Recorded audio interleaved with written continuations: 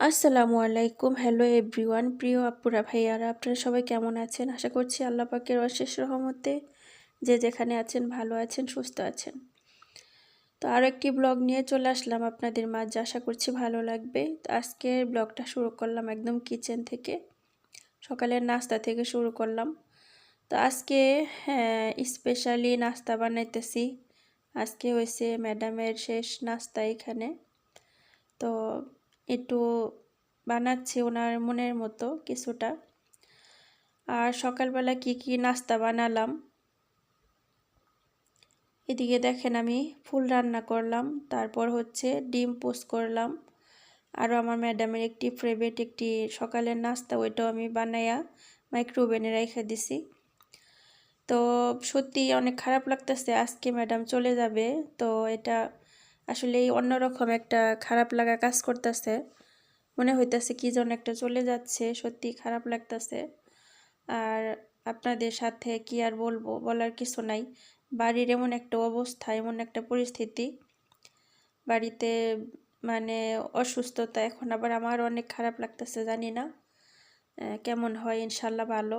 আসলে বাড়িতে অসুস্থতা থাকলে যা হয় আর কি। তো এইদিকে নূরকে আজকে আবারও ওষুধ পানি খাওয়াইতেছি ঠিক মতো, আবার ওর দেখাশোনা তো আছেই। তারপরে নূর অনেক এই অসুস্থতা নিয়ে অনেক কান্নাকাটি করতেছে, ওরে সামলানো আমার পক্ষে কঠিন হয়ে যেতেছে, আমি বুঝতেছি না কি করব। তো সবাই দোয়া করবেন ও যেন শান্ত হয়, ও যেন হয়, বুঝতে পারে ইনশাল্লাহ।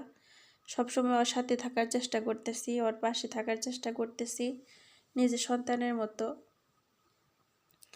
তা আসলে অসুস্থতা, এমনিতে ওর শরীরটা ভালো না, তারপর ওর মা চলে যাবে, এমনিতে তো ওই কখনো এত লং টাইম মা ছাড়া থাকে নাই।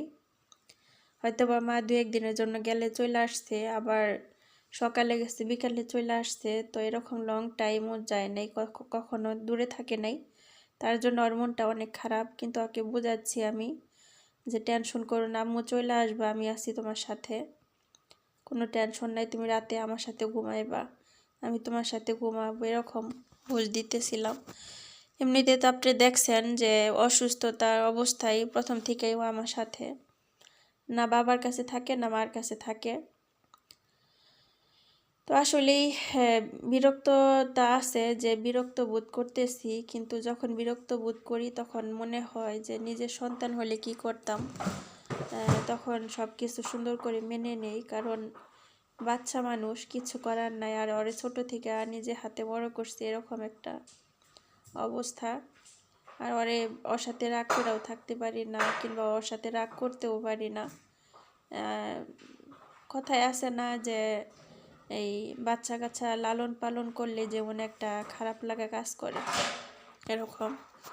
তো অসুস্থ হইলে, নূর অসুস্থ হইলে আমার অনেক খারাপ লাগে, কারণ ওরে সবসময় হাতায় বড় করছি, নিজের হাতে লালন পালন করে বড় করা, এটা তো আপনারা জানেনই, বোঝেনই।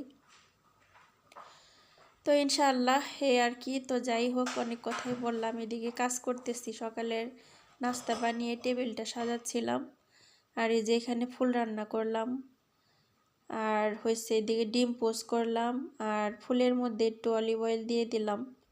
এটা ওনারা পছন্দ করে ফুলের মধ্যে দিলে। এটা হচ্ছে ফুল, হয়েছে এক জাতি ডাল। এটা আমাদের বাংলাদেশে আছে, কিন্তু এটার নামটা একটু অন্যরকম, সুবহানাল্লাহ, এক এক দেশের এক এক নাম। আর ধনিয়া পাতা দিছিলাম একটু। তো এইগুলা ফাতেমা আর হচ্ছে আমার স্যার অনেক পছন্দ করে ফুলটা। আর এখানে ম্যাডামের জন্য ডিম পোস্ট করলাম, আর ওনার জন্য একটি খাবার এক্সট্রা আছে, ইনশাল্লাহ উনি খাবে। আর এদিকে যে নাস্তা বানিয়ে টেবিলটা সাজিয়ে নিচ্ছি। আর এইদিকে দেখেন, এই যে ম্যাডাম চলে যাবে, তার ব্যাগ ট্যাগ বার করছে নিচে, শাড়ি নিয়ে আসছে, আমি ধরি নাই, কারণ উনি সব করতেছে। তো বেশি কিছু নেয় না, এখানে হচ্ছে 1 লাখিজ হয়েছে ওনার কাপড় চোপড়, আর বড় লাকিজটা হয়েছে ওনার বিয়ে বাড়িতে যাচ্ছে অনুষ্ঠানে। আসসালামু আলাইকুম, হ্যালো এভরিওয়ান। প্রিয় আপুরা ভাইয়ার, আপনারা সবাই কেমন আছেন? আশা করছি অনেক ভালো, আলহামদুলিল্লাহ রাব্বিল আলামিন। আপনাদের দোয়া, আল্লাহর অশেষ রহমতে আমিও ভালো আছি, সুস্থ আছি, আলহামদুলিল্লাহ। কিন্তু আজকে আপনাদের সাথে একটা ভিডিও নিয়ে আসলাম, কিন্তু কালকে আমার ম্যাডাম চলে গেছে। তো যাওয়ার পরে মেয়েটারে নিয়ে এমনি অসুস্থ, ওরা আবার মেডিকেলে পাঠাইছি, আবার কিছু কাজ ছিল এগুলো করছি। আসলে রাতের বেলাও আমি যে ভিডিও এডিটিং করব সেই সময়টা আমার হয় না, এমন একটা অবস্থা। ওরে নিয়ে বসে থাকতে হয়, আবার ওর কি হয় না হয় মাথার মধ্যে জলপট্টি দিয়ে দিতে হয়।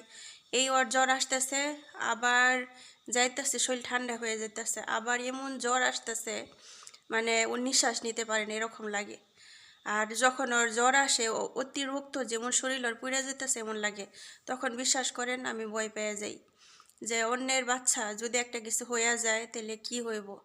তো স্যারও ঘাবড়ায় গেছে গা, ম্যাডাম যাওয়ার পরে একটু অতিরিক্ত বেশি হইতেছে। তো আমি মনে করেন রিস্ক নিয়ে আর নিজের জন্য সময় বার করলাম না, যতটুকু সময় পাইছি মেয়েটার সাথে সাথে রয়েছি। আর স্যারও দেখতেছে অতিরিক্ত এই পরিশ্রম করতেছি, আলহামদুলিল্লাহ। তো একটা ভিতর একটা ভয় আতঙ্ক কাজ করতেছে যে মেয়েটা এরকম হইলো। তো এই পর্যন্ত ও অসুস্থ হওয়ার পরে 4বার ওর হসপিটালে নেওয়া হয়েছে, 4বারের মধ্যে মনে করেন কালকে আবার নিয়ে গেছিল ম্যাডাম যাওয়ার পর নেওয়ার পরে আবার ওর অ্যান্টিবায়োটিক দিচ্ছে, কিছু অ্যান্টিবায়োটিক ওষুধ দিছে, ওগুলা মনে করেন আজকে আবার খাওয়াইতেছি। এখন কিছুটা জ্বর কমছে, এখন আবার কিছুটা ভালো, আলহামদুলিল্লাহ। আর আরেকটা বিষয় আপনারা অনেকে জানতে চাইছেন যে নূরের এখন কি অবস্থা। আলহামদুলিল্লাহ অনেকটা ভালো, সবাই দোয়া করবেন যেন পুরোপুরি সুস্থ হয়ে যায়। আসলে একটা বাচ্চা অতিরিক্ত অসুস্থ থাকলে বাড়ির এত বড় একটা কাজ, এত বড় বাড়ির কাজ, এত কাজ, রান্না বাড়ি, আবার হয়েছে আবার ফজরের সময়টা এই বাচ্চাদের স্কুলের জন্য রেডি করা, বাচ্চাদেরকে ঘুম থেকে ওঠানো, ওদের খাবার টাবার বানানো, অনেক একটা মানে একটা ভেজাল কাজ করে। এই হচ্ছে বিষয়, তারপরে করতে হবে, কারণ যেহেতু আমি আছি এখানে করতে হবে, যখন চলে যাব সেটা আলাদা বিষয়। আর আপনাদেরকে একটা বিষয় ক্লিয়ার করার জন্য সামনে আসলাম, সেটা হচ্ছে আমার ম্যাডাম কেন গেল, কিসের জন্য গেল। ওনার হয়েছে ওনার ভাইয়ের মেয়ের বিয়ে। আসলে এই পর্যন্ত উনি প্রায় 10 বছর পরে, 9 বছর পরে দেশে গেছে, 9 বছর পর। আপনারা দেখছেন কিছুদিন আগে ওনারা গেছিল, যাওয়ার পর এখন আবার গেছে।